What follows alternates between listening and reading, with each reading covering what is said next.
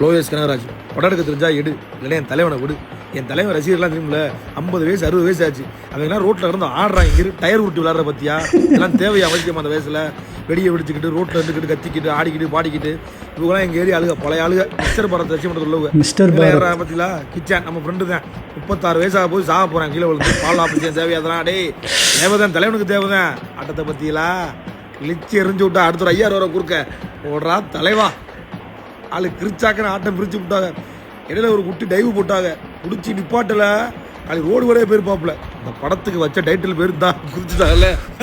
படத்தோட பேரு கூலி.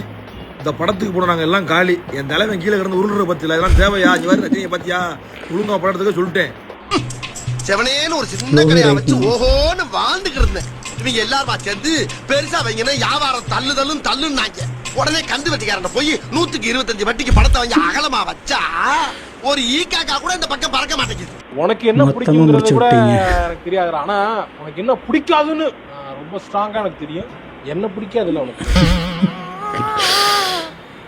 கமல் ஃபேன் சொல்லும் போதே உசாரா நம்ம தலைவர் பட்டணத்தில் பாடி இவன் சத்யராஜன் அந்த பட்டணத்தில் கண்டது போல் வேலி எடுத்தா அதில் 8 அடுக்கு மாடி கட்டி கட்டிடத்தை கட்டிவிட்டு 8 அடிக்குள் வந்து படுத்தான். மண்ணை கொட்டி அவன் வேலி. படம் பார்த்துருந்தீங்கன்னா கண்டிப்பா இந்த சீன் இது எதுக்குன்னு புரிஞ்சிருக்கும்.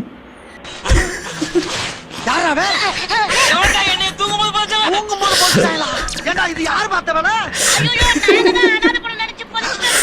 அநாதபுரம்னு போறீங்களா? தகவல் சொல்ல வந்தவன்டா. என்கிட்ட சொல்லிட்டானே படுத்தாவே. நல்ல வேலைனே எரிச்சிருப்போனே.